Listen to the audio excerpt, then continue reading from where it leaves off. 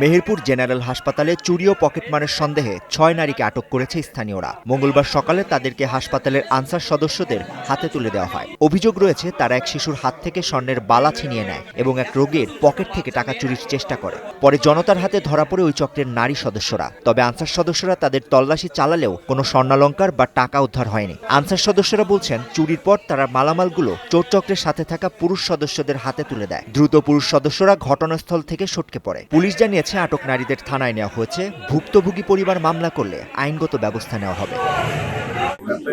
আমাদের সংবাদ পাইছে ওই যে পকেট মার ভিড়ের ভিতরে পকেট এরা আসলে স্থানীয় হাসপাতালের যে তারা এই অভিযোগের প্রেক্ষিতে আমরা আসছি তাদের নিয়ে যত পরবর্তী